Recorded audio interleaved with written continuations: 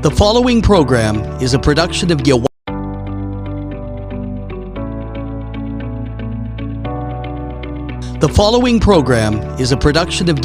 Media in Niagara Falls, New York.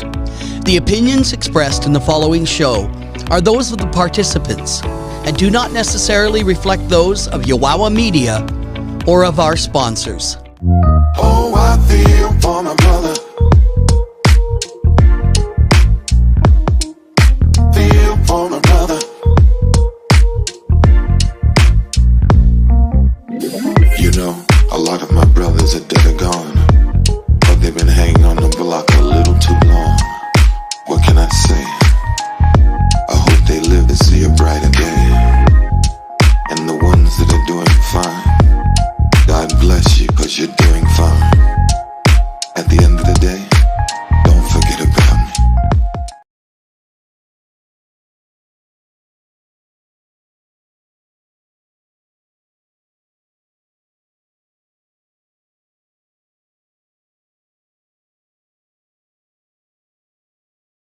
That's what it is. There we go. Okay. You hear yourself? You hear? Yeah. All right. All right. Welcome this evening to Black Reality Unscripted. Listen, I have a special guest here with me today. My pops, my God. Listen, listen. He is like he's this my guy. You know what I mean? Dad, thank you for coming on the show today. I mean, this is like an honor. So, honor for me. Hey, and tell everybody a little bit about yourself. Tell them who you are. Okay, first, my name is Bruce Myles, and I live at 2440 Cutterback Avenue. I ain't ashamed of where I live. Right. And I have 4 boys and a duck. I got my oldest son, Kirkland Bruce, my other son, Bruce Jr., then Lavette Michelle Myles, Brian Keith Myles, and Dante. And my mother and father was Booker T. Myles and Ruth Myles. When we came here, I was born in 1944, October the 12th. And they came here from the South, like so many others, to try to get a job. Right. Back in those days, 1960, Niagara Falls had about 121,000 people in it. You wouldn't know that looking at it today. Right, right. But it had that in there. We,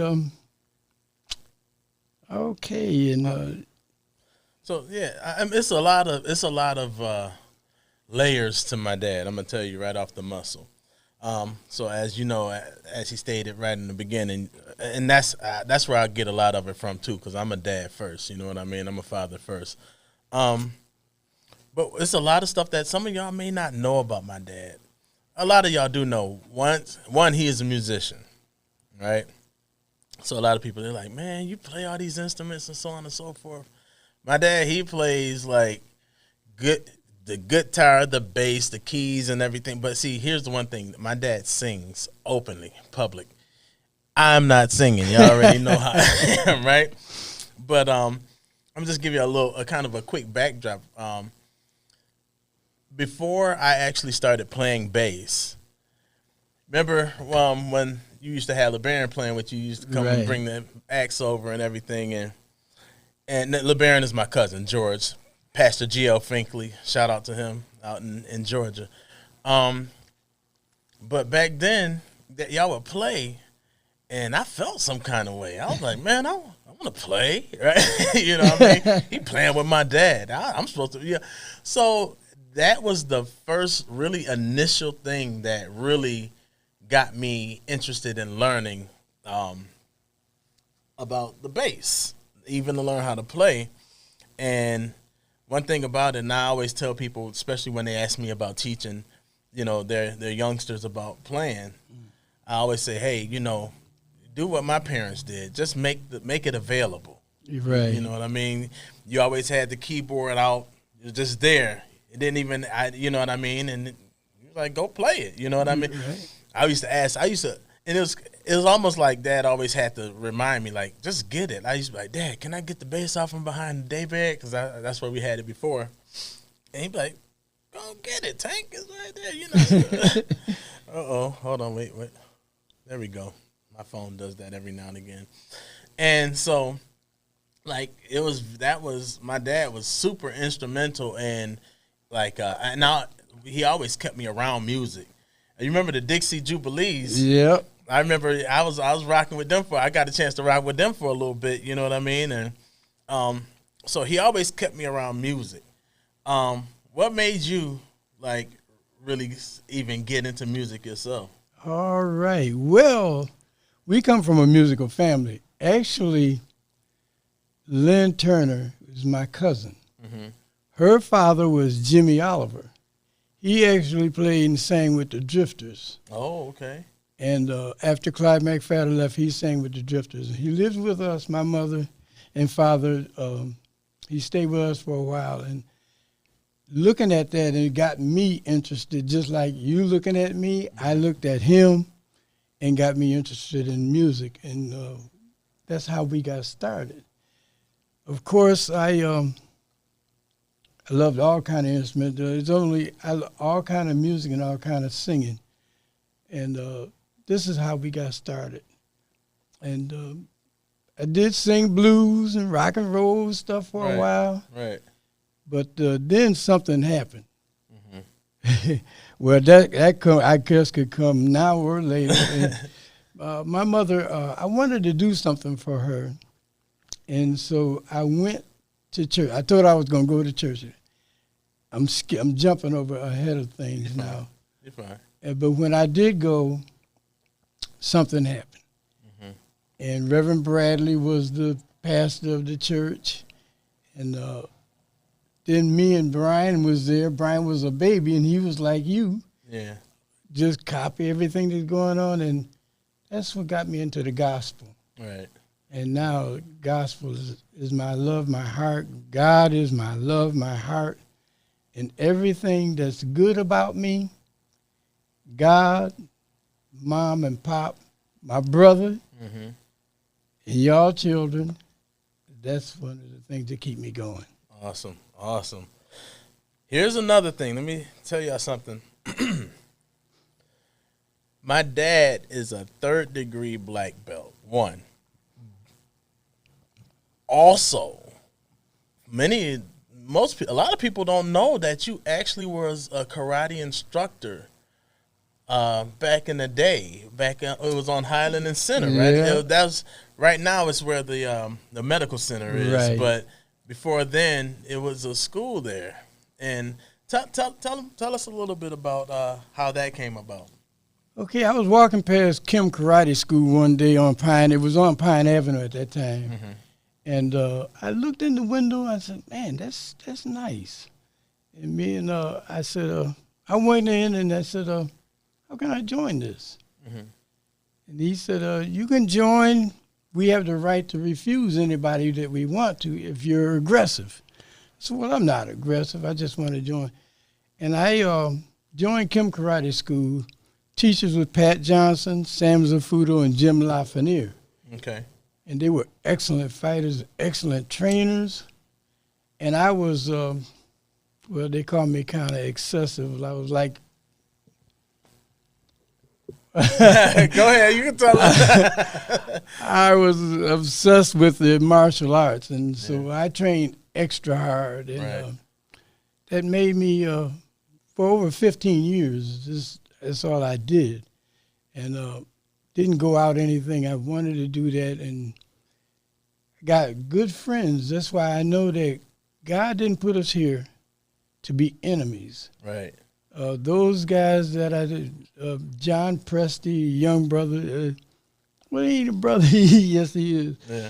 And we all worked out together, and that's how I got deeply into the martial arts. Right.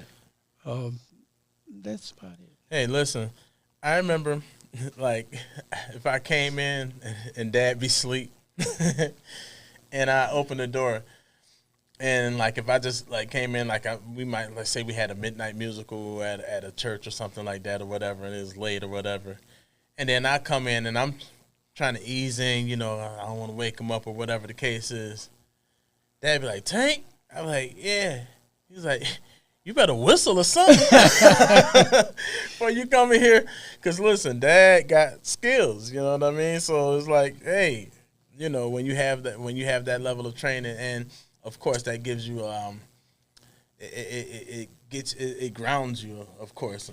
Yeah, one of the things I want to mention, I really never wanted to teach. I opened up, I left Kim Karate School, and I opened up a school called Ki Wong. The school, Kim Karate School, was named after Mr. Kim, Mr. Ki Wong Kim. So I opened up Ki Wong School to train the young brothers that wanted to learn. And Reverend Bradley and I, we walked around, and he said, well, Bruce, you're going to teach them how to hurt people. I said, no, I'm going to teach them how to love people. Mm-hmm. And there's not enough love in the world today. And in our school, which was small, because people wanted it, a lot of people came, they wanted to see how come my students were as good as they were. Mm-hmm. But when they find out that you have to work at it, some don't want to do the work. Right. You want the crown, but you don't want the cross. Right, right. And but they worked at it, and there was a lot of love in that school. And if one person came into the school, one of our students, and wasn't feeling really good, all of us could feel it. Right. That's what you call love, and that's what we taught at the martial arts. Although, when we get finished with the love, if you mess with one of them. Yeah, right. But, you know, and discipline. That's one thing, of course, anyone who knows anything about, you know, the martial arts, it teaches a lot of discipline if you do it right, you know what I mean? And also, so now, you know, he's a father, you know, that he's a musician, you know, that he's a third-degree black belt and former instructor. And now, and also, how long, now my dad is a Mason, right? How long have you been a Mason, Dad? Tell everybody how long you've been a Mason. Since 1975. Before I was born. Right. What Masonry is, short, without making a long discussion, Masonry is a social organization based upon Christian principles. Mm-hmm. So when we do that, we're not talking about religion. We're talking about Christian, loving God. And we know he got to be Christian, mean Christ-like. Mm-hmm. We all want to be like him. Mm-hmm. And we know, if you look at the Bible, John 14:6, say you got to know the truth. So John 14:6 say, I am the way. Jesus is talking. He said, mm-hmm. I am the way, the truth, and the light. No man come to the Father but by him. Mm-hmm. So this is one of the things that the Masons teach. Also, most Masons are Shriners. Mm-hmm. Shrinerdom is not Masonry, mm-hmm. but you have to be a Mason to be a Shriner. Right. Most in the Shriners, you heard about the Shriners hospitals and how they work with children. We do social work without looking for repay. Right, right. And we want to help, and this is what all the Masons do. Just like some of the religions, everybody ain't a Christian that go to church. Mm-hmm. Masonry, everybody that put on a hat ain't really a Mason. Right, right. But if you tell the truth, you can tell one when you see one. Right, right. No, absolutely. And I was Grand Master of this state for 3 years. Yeah. So I had like 5,000 people up under me. And I told one person, I said, look, titles don't excite me. I have committees bigger than most of these churches. Right. But what does excite me is to be able to help somebody. And one brother said, will you help so-and-so? So I said, what can I do? How can I pay you? You pay me by, if you see somebody that needs some help, you help them and realize that it ain't about color, right, how much money you got and all that kind of stuff. It's all about love. And everybody that you love ain't going to always treat you right. True, true. I mean, and that's a natural fact. So when you came up here, hold on. When it's like, you used to tell me stuff about Niagara Falls, right? And, you know, unfortunately, I wasn't here to see its glory days when it used to pop. So we talk about you're telling me about Main Street and Fall Street. For those who are watching, and that's one of the reasons why I ran and why I'm running. One more time. One more time. I'm gonna go one more time. I'm not a professional politician. One of the reasons is because I was able to have a conversation with my pops about what Niagara Falls used to be, and it's a difference when someone has seen something in a better state that it is. You know what I'm saying? Because it's not like you're trying to make something out of nothing that never has been before. So tell us about Main Street and Fall Street back in the day. Okay, I'll tell you about Main Street, Fall Street, and I'm going to also tell you about East Fall Street. Okay. Main Street, and it used to be wall-to-wall people. Wow. There was not a building there that wasn't occupied. We used to buy most of our clothes and everything on Main Street. Mm-hmm. East Side had all of the Fall Street had all of the movie theaters. There was movie theaters here. Wow. Skating rinks here. Wow. You couldn't walk anywhere on Fall Street. And they had brick road. Right. And they had diagonal parking. One thing that also, this city used to employ 121,000 people. Wow, right. So that's a lot of people. And what happened when industry left, it got pushed out. When industry left, the people left. Yeah. And so with all of the clubs and eateries, there was nothing you couldn't buy in Niagara Falls on Fall Street and Main Street. And another thing, East Fall Street from Portage Road to 10th Street is 10th Street now, or 9th Street, 8th, or whatever that is down there. Yeah. You couldn't, there was clubs, that was the heart of this city. Wow. Highland Avenue was like the second heart of this city. There was nothing you couldn't buy on the East Fall Street. Wow. They had clubs, they had cleaners. You could get anything you wanted on East Fall Street, and that was the heart of this city. Yeah. And it's just sad to see the way it is right now. Highland Avenue was same thing, a lot of stores, a lot of everything that was there. And you didn't have to leave there to get drugs, your medicine and stuff like that. Right. And and another thing, I know this is probably going to come up a little later on. East Falls was racially mixed. Highland Avenue was racially mixed. Yeah. And we didn't feel the social unrest that we feel now. Right. In either one of those places. I was brought up on Highland Avenue, East Side as a child. Right. And we moved to Highland Avenue in 1957. But I got the notes for you to come down. Yeah. Well, let's segue into that. Well, hold on. Let me break real quick. For those of you who want to call in, the call-in number here is 716-236-5688. Again, that's 236-5688. I'm here with my dad, Mr. Bruce Myles, and this is your boy Donta, a.k.a. Tank, a.k.a. D-Belly. We're here. I'm here talking to my dad, so enjoy the conversation. Call in. You can call in, ask questions, show love, whatever the case is.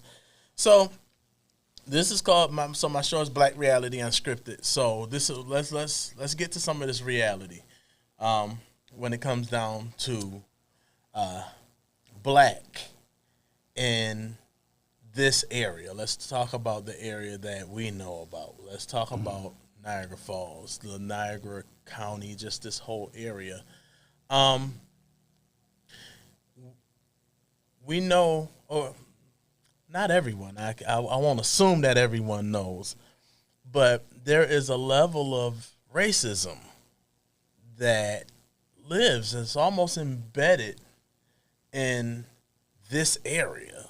Like, sometimes people think about, like, southern states, Tennessee, Right. Kentucky, Alabama, so on and so forth. It's about when you think about racism, because a lot of times we look at a lot of the marches and the things that happened back in the day and whatever, and almost kind of gauge it towards that.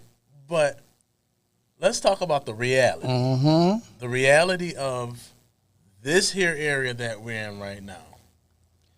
Well, I'm going to be honest with you. I've been in most of the states in this country and in a couple other countries. One of the most racist places I've ever seen is right here in Niagara Falls. Yeah. Wow. And I can give you, and it didn't just happen. Mm-hmm. I'm going to tell you, in 1961, I was a ninth grade push-out. Mm-hmm. I won't say dropout because I didn't drop out. I was push-out. Mm-hmm. And very few people ever told this story to Miss C.C. Haig. Her and I, we sat down and we chatted one time, and I shared it with her. I finished school in June, like everybody else, in ninth grade. Yeah. I went back to go in September, and they said, I can't come in. I said, what do you mean I can't come to school? Well, we don't have to let you in. You're 16 years old. That's what other 16 years old people are here. Right. Why I can't come in? I get a little touchy when I talk about this. They said, well, you're incapable of obtaining any academical skills. Now, they had this stuff in North Junior High Institution. I'll never call it a school. Yeah. Because to me, it was an institution. Right. Racism. Mm-hmm. We had superstars that played for Trott High School. Right. And guess what? Those superstars, all of them black ones in special grade, would put them against me at the North Junior High Institution. I looked in there one day, and they had Monopoly games, Wow. dominoes, checkers. I said, oh, you guys ain't learning nothing. Right.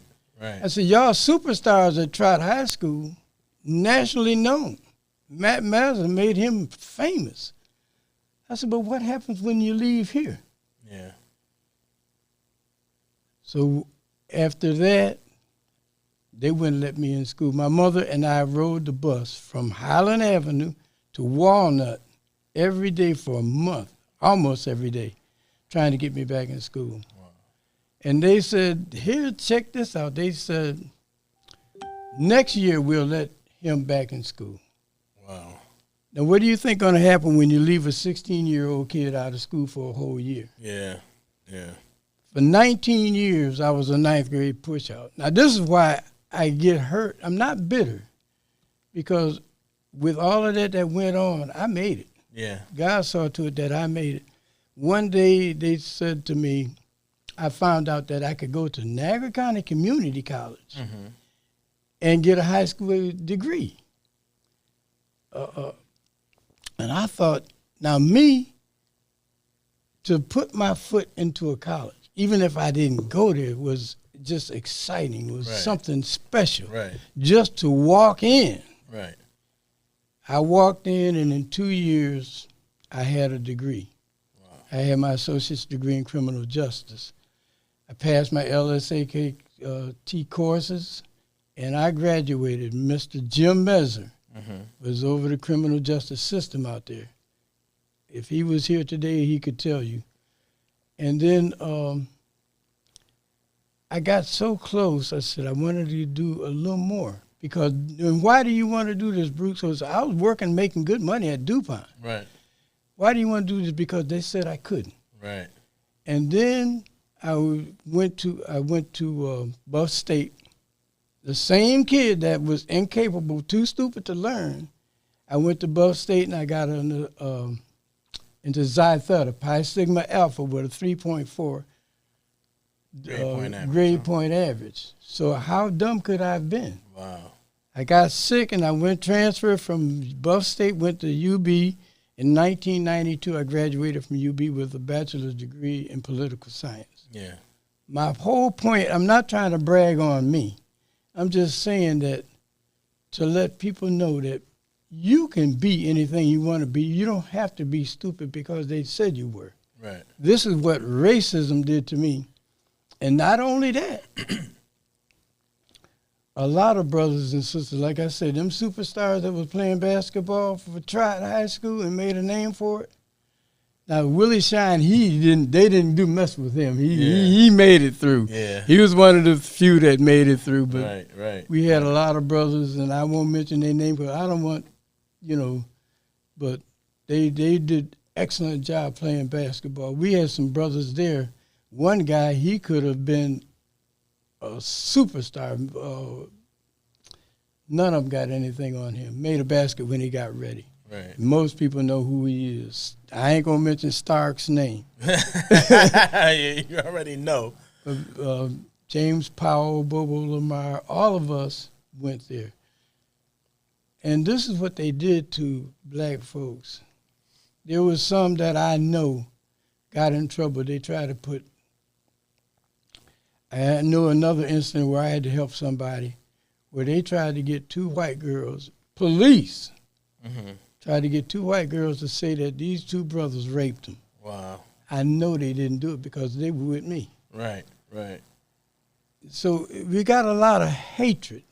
Right. I come from a Catholic school. The only brothers was there was me and my brother, James Myles. We call him Jimmy T. Mm-hmm. We didn't know racism existed until I went to North Junior. Wow. Like I said, East Side was racially mixed. Highland was racially mixed. I moved over there. The Taters was on one side.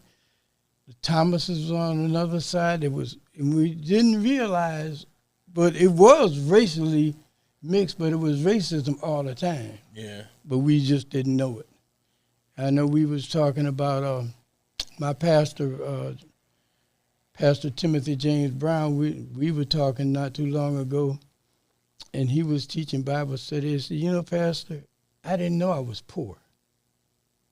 Nobody told me I was poor. Mm-hmm. So I didn't realize I was poor. And the fact that we didn't have things, because see, my mother, I could go in the kitchen and look in the icebox and in the cabinets and couldn't find anything.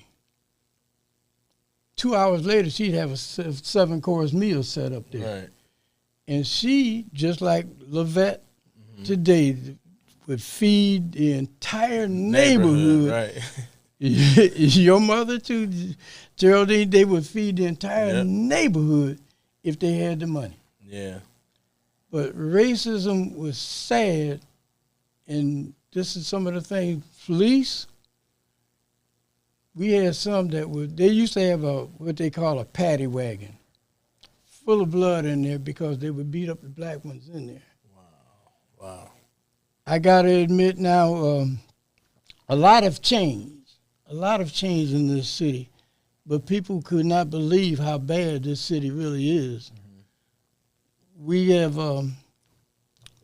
like now we have police, and I'm not saying they need to be trained because they're already trained. Right. They just need to be screened. Right.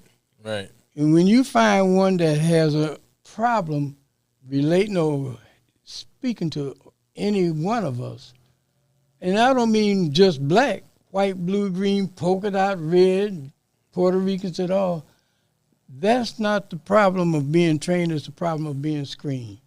So this city has really gone backwards since in the last 2 or 3 years than what it was even before when it was done to me. Right. See, now when I first started, well, not first, but one of my earlier shows, I mentioned community accountability. Because we have, yes, there is a ingrained level of racism in Niagara County, as well as Niagara Falls. However, I had a portion of my shows that mentioned community accountability because, one thing that we spoke on is Black Lives Matter, right? And my thing is anybody that talk to me more than 10 minutes, I say that I have to hold myself accountable, period. As a father, as a son, as a brother, as, you know, a peacemaker, everything that I do, you know what I mean, as a friend, as a community member. And shout out to the peacemakers today. Actually, I got to kind of, that's a little segue I want to kind of go into a little bit. Just we actually just did a coat drive today, and we did helped Boys and Girls Club hand out 100 trees, and it's yeah, I appreciate them. I always kind of shoot a line in there with them, but All right. you know, but yeah, but as everything that I'm involved in, in any life that I'm involved in the community that I'm involved in, I have to hold myself accountable first, right? Amen.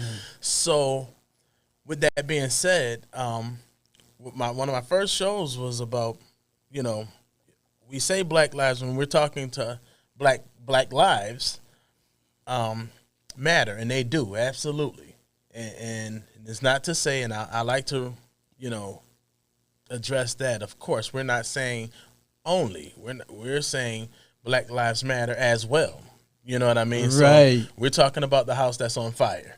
You know, if any house was on fire, it deserves to be sprayed down with the hose. But if your house is not on fire, but the house a couple of doors down from you is on fire, don't ask for water on your house if your house is not on fire. We're talking about the one. So when we're talking about that, yes, it does matter. So that's my disclaimer. But however my statement is, it has to matter to us first. You know what? It's strange you took that right out of my mouth. You know, Black Lives Matter, but the others have always mattered. Mm-hmm. You see, the problem is we don't. You got to first matter to yourself. Mm-hmm. You know, Malcolm X said, "You know, we don't need you to join us because we have to first realize who we are." Mm-hmm. You can't ask somebody to respect you when you don't respect yourself. Right. I look at these young brothers walking around with their pants hanging down. Mm-hmm. I said, first of all, you don't realize where you come from. You don't know the history of you. Right.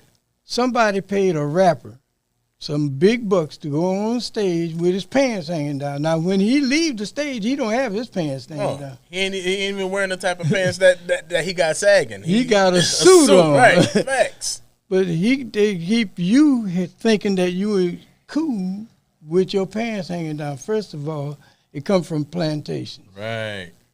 You a slave. Mm-hmm. Now, why would you help yourself be back into slavery? That's where that comes from, because black people could run faster than white. Mm-hmm. And especially through them jungles and through them sticks and stuff. Yeah. So they give you clothes so big you couldn't, they hang on you. Right, right. Now, they don't realize what it is now. If you in prison, another slave yard. Mm. You in prison with your pants hanging down like that, all that means is you available. Wow. Wow. So you degrading yourself, you're disrespecting yourself, you're disrespecting your parents, you're disrespecting your brother, your sister, your mother, mm-hmm. and you're disrespecting the entire place. So what happens, what do you think you're going, you're no threat when you're looking like that. Right, right. Listen, y'all, this is a lesson. I hope y'all taking notes, because that is, and to even move a step further, the homicides here, especially this year, which made Niagara Falls at per capita number 6 in the country of most homicides per capita. How, people that live in the city versus the homicides was so high, and a lot of it is among our own, like us taking out our own. That's another reason why I say it gotta matter to us first. You know what I mean? Like, we can't, go, bond together and go scream at the police and tell them don't shoot. Hands up. and all of that, but then we go back into our own community and take our own out. You know, in Niagara Falls, now I didn't do a study on this, but we don't have a real problem with the police. Right. We have a problem with ourselves. Now, here's the thing. In the state of New York, you have to be a saint to have a pistol permit. Mm-hmm. Yeah, you do. Ask me how I know. You have to be a saint. And so they make all these silly laws only govern the people that's the saint that got the permit. The crook don't care. And here we are, separated from our land, separated from the native, and separated from your name and everything. And what do? You find nothing else to do but harm and kill one another. And this is some of the things that's really hurting us. Everybody, now they are poor guns. If I got a gun and I paid $1,000 for it, a crook can get the same gun for $100. Right. And what do we do? I have a poor gun. Welcome to Black Reality Unscripted. I'm going to have you turn your device down because I can hear us in the background. How are you? Turn it off. It's me. So, Dante, can you look in your inbox? I just sent you something. I want you to see. I want to hear what your father thinks of that. Hold on. Go ahead. You're online right now. Go ahead and ask him. Well, I want you to read it. I can't get back on my phone because I had to turn it off. All right. So. That's a fact. I checked it. It's true. Okay. So, it says city approves conditional permit to allow use of church building by whites only group. The church, Asatru Folk Assembly brought and want to use as a regional meeting place. CNN, the City Council of small Minnesota town has allowed a whites-only religious organization to use a vacant church. Absolutely. Okay, that's crazy, right? So, wow. So, and that's setting us back. Wow. So what's your thoughts on that, Dad? I know you're not you wouldn't be surprised, but also hold on. You know what? Before you do that, I want my guy Peter Green over here at Yawawa because I would like him to pipe in on it too because I'm sure he has some info too as well. Would you mind if you guys just discuss it? I just would like to listen. I just want to know y'all's thoughts. Okay, absolutely. Well, thank you for calling in, dear. I would like to listen. Hey, Dante. All right. Absolutely. All right, thank you. All right, dear. Go ahead, Pete. Yeah, I don't normally pipe in on the show, but yesterday the same thing was posted by Jill Shaw. Mm-hmm. And I wanted to share, I did some research on it because I was well aware of it. It comes from an old German tradition. It's not a Christian religion. Mm-hmm. Think of the movie Thor. Okay. And it's kind of like on the Norse gods, the Aryan gods that they were respected in Europe for quite a while, or worshipped in Europe pre-Christianity. Mm-hmm. This is not a Christian church. But what it is, it was the foundation the Nazis used to create the Aryan nation issue. So what we're dealing with is, it's whites only because it's Aryan. It's like saying if you were in an African church that said you need to be from Africa, everyone would likely be a person of color. Mm-hmm. But this is an evil unto itself because it really was the foundation, what they believe ties to the foundation of Nazism, which was a white supremacist faith. So I just wanted to mention that this has been circulating. Don't think of it as a Christian church saying we don't want people of color. Right. This is a completely different religion. Oh, okay. See, I love the facts and the fact checks. He took it right out of my mouth because that's not Christian anytime you do anything like that. That's not new either. They had these groups in Hare Krishna. They had these other groups that used to have the only whites only. And the sad part, we know when you have anything that's white only or black only, you got a problem. Right.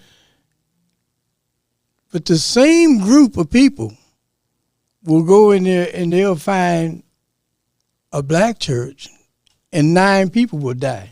Yeah. Yeah. They went in Alabama, four black girls died with a bombing down there.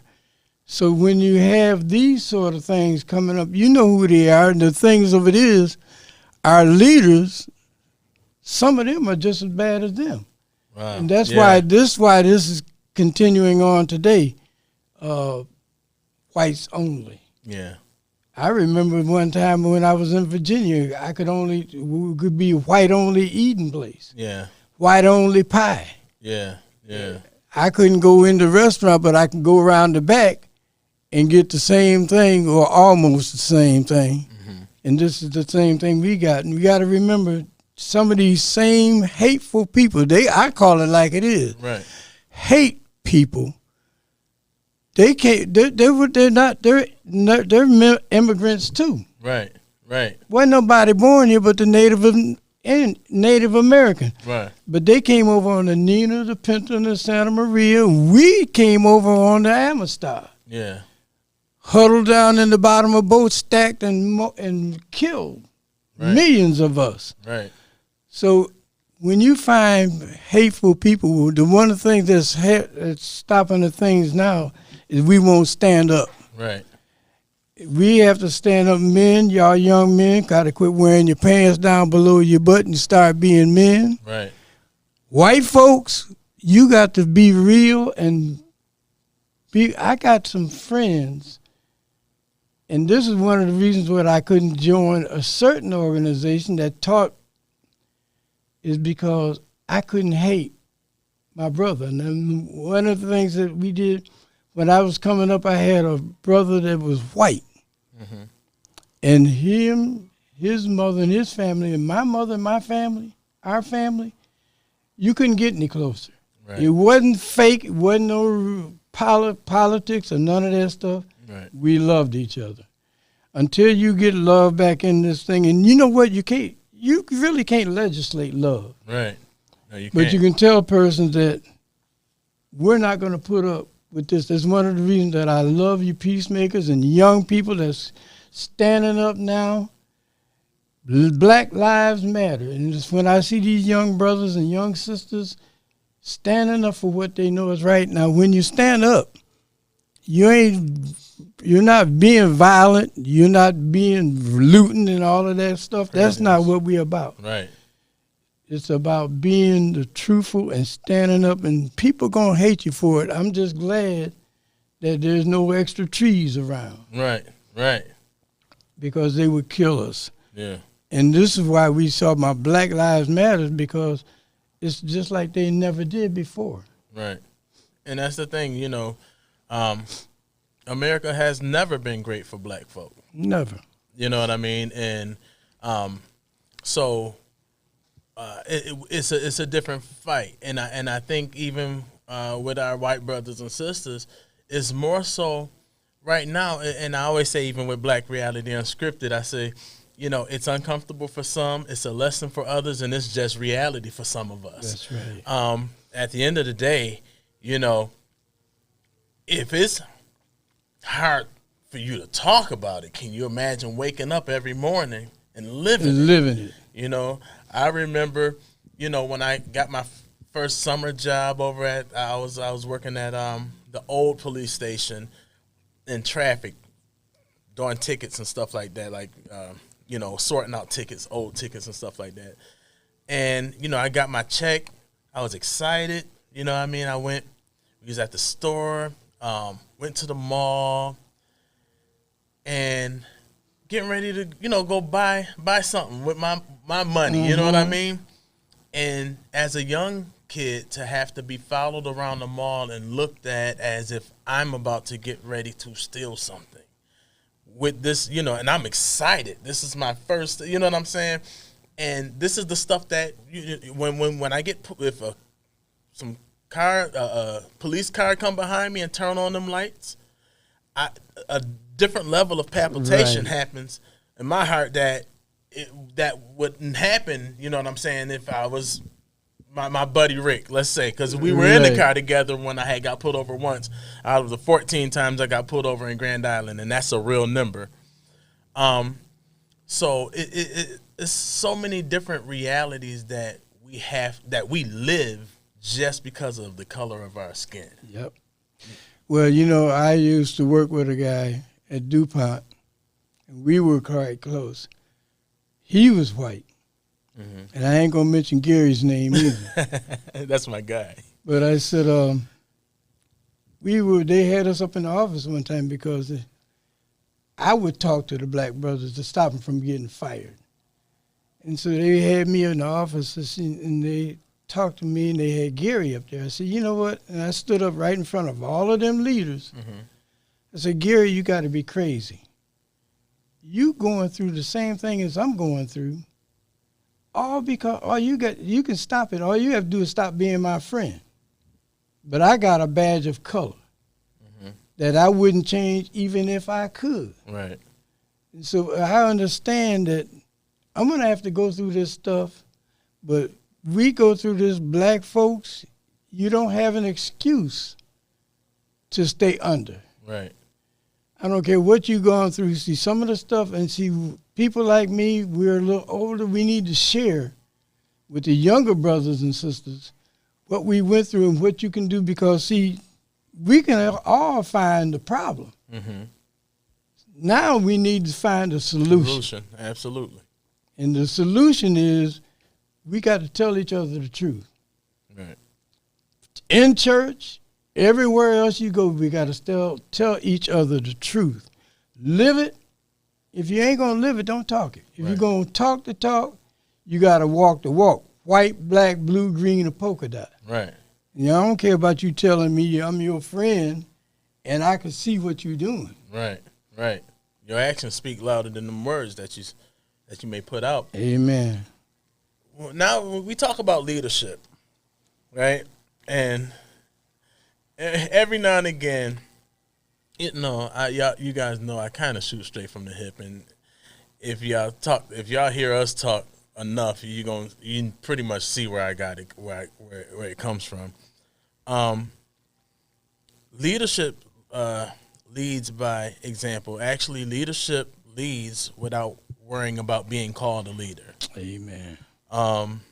And that's one thing that I notice about you coming up. You know what I mean? You just led. You didn't seek to be this a name or X, Y, and Z. You just were who you were. I feel like I was and I say that a lot. I feel like I'm closest to God when I'm being exactly what He created me to be. Amen. You know, so, and a lot of this, I'm telling you, a lot of this stuff. I mean, listen, let me go back a little bit.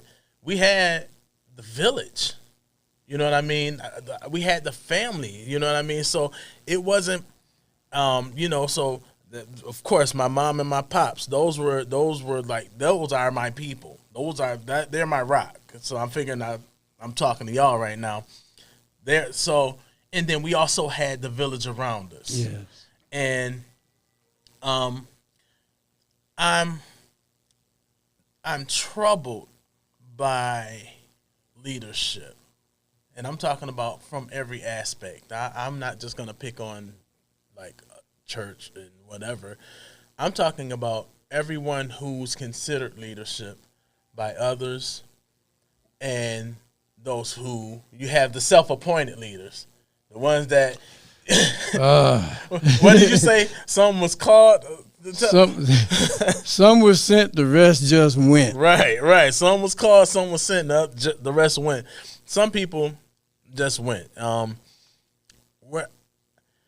I feel like, and I talk to a lot of young people, you know what I mean? I'm kind of and I say that a lot, I'm kind of like right in the middle.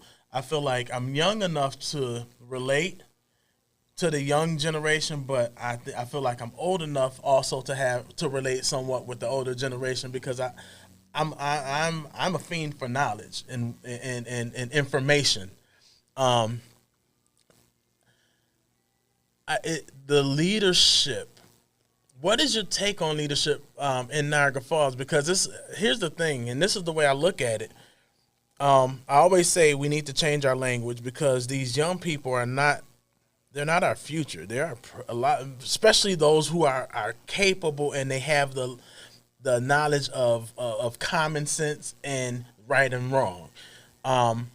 What they do is going to affect our tomorrow. Right. You know what I'm saying? So instead of them no longer being our future, they're our present.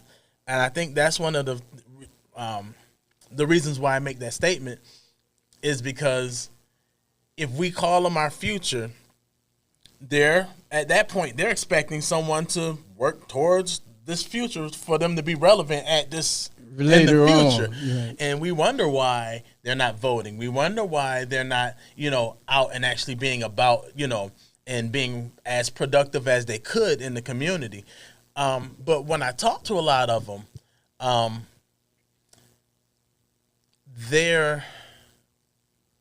it's a lack they see when it comes down to presence, positive presence in the community outside of four walls of any organization, regardless. You know what I mean? And leadership, I think, I feel like it's a lack of sleeve rolling.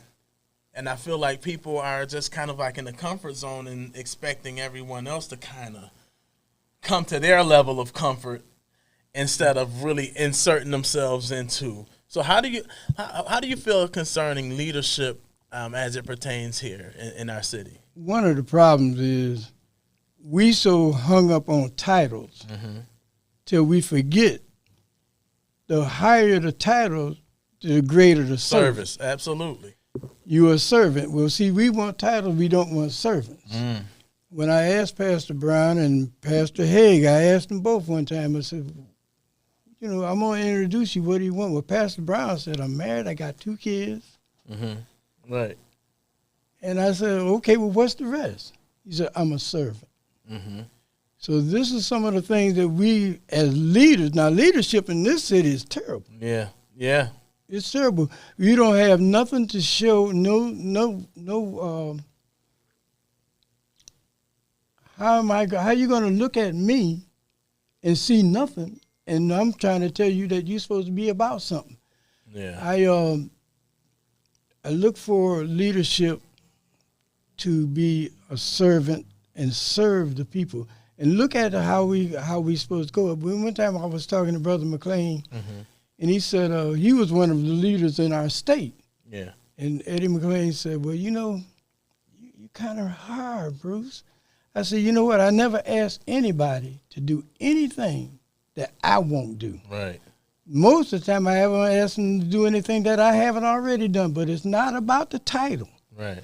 We stuck on these little 10-cent titles that's going to send us to hell when we ought to be about the business of the people. Right. And I'm looking for, like, that's why, I'm so proud of you, because I'm looking for people like you, Scott, and all of y'all to do something that us older people didn't make it. But we paved a way where you can do it. That's why it bothers me when I see young brothers and sisters belittling themselves, degrading themselves.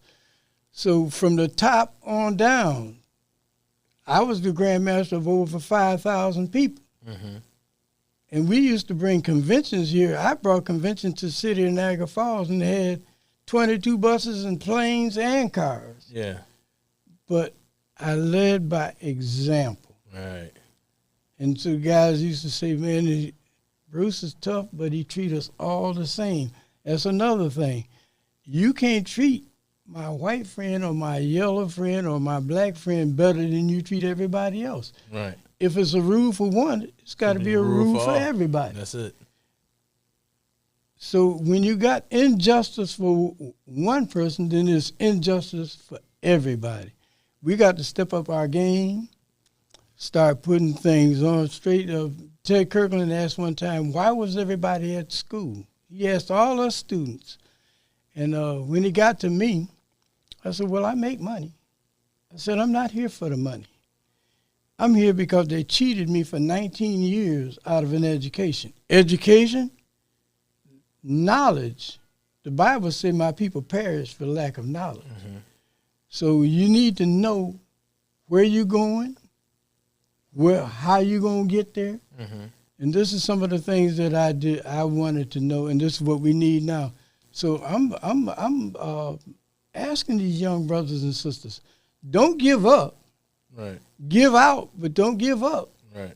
And so the leadership, I'm looking forward to some greater leadership, and it's going to take a little time. We didn't get this bad overnight. Right. Right. So it's going to take a little while to get it over, but it gets by getting started. Right. I'm going to say this, and I'm going to try to, a sergeant asked a private one time, he was digging a hole with a spoon. He said, man, how you digging a hole with a spoon? How you gonna get that hole dug, that ditch dug? You know what he said? By continuing at it, sir. Mm-hmm. And so this is what we're gonna do. We're gonna continue at it and vote. Mm-hmm. And now I don't vote for the party. Right. This is another thing we got hung up on. Right. Republicans and Democrats. Come on now. I don't care what you are. I vote for the person. That's it. Person over party. If you doing something right, I'm voting for the person, right, not the party. You see, the party got all messed up now and got right. this. Already know. Right. No, absolutely. I've said that during my campaign. Like, listen, at the end of the day, I vote person in politics. Do your homework. You know what I mean? Find out what the person is about. Right. You know what I mean? Find out, check their background, check their track record. You know what I mean? See what have they been flip-floppy? Did they change up when it seems to suit them? Right. Or you know what I mean? A lot of that stuff that go down, like you can find all of that. The information is readily available. It's more readily available nowadays than it has ever been. You know, back in the day, you had to wait till something prior to me is radio and stuff like that. Then, my generation, the TV, you wait for something to come on the TV. Now we have these things right here. And we have information that gets to our fingertips in a matter of seconds. You look and find out what it is, you know what I mean, about a person that's going for a office. And find out what they're, see if they were consistent. See if their message was the same. See if they're, you know what I mean? See who you can, it's easy to do. Trust me, YouTube and all of that other good stuff. So here, I see a couple of comments right here. Ohio Barb, she says, leadership right now in Niagara Falls has questionable morals. It's time for change, and I totally agree. Martha Lamage, just one of our Peacemaker sisters. Mm-hmm. She said, kids and people aren't going to just listen to what you have to say in one ear and out the other. It's like, hold on, let me put the C more. There we go. But they are more perceptive if you are about what you're preaching. Absolutely. You got to practice what you preach. Yes, sir. We need leaders that are in position to be better role models and not just talkers. Absolutely. I said it in one time, and again, I'm not bashing churches or anything like that, because I go to church. I love my church. Absolutely. I said, but you know what? A lot of times people can't hear what you say because they see what you do. True. This is the same thing. We have to start being examples, and we got to live the life or the song we sing about. Right. You were talking about us singing and carrying on. Right. But if I'm going to sing, Grandma and them used to say you can sing a lot as well as tell. Right. So, yeah, listen, this is some good stuff. And just that quick, we done hit our hour mark. That time kind of flew.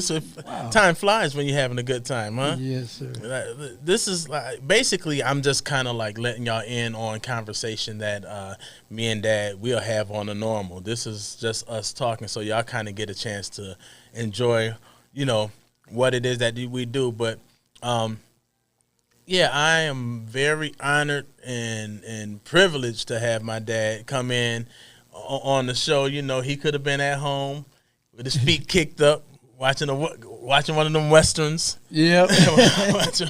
You know what I mean? But you know, you thought it not robbery to come out and hang out with your son on this Sunday evening. So I appreciate that, Dad. And hey, maybe another day you chilling and you ain't got much to do.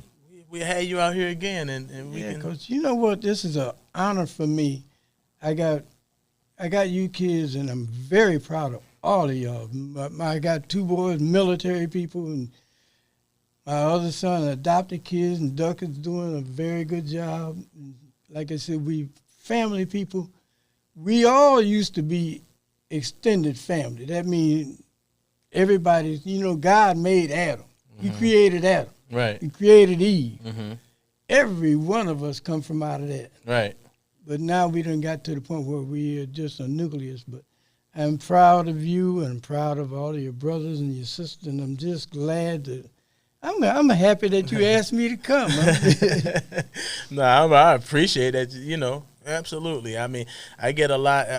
This man right here is a wealth of knowledge and got plenty of nuggets that he can drop on you and to make you think sometimes. You know what I mean?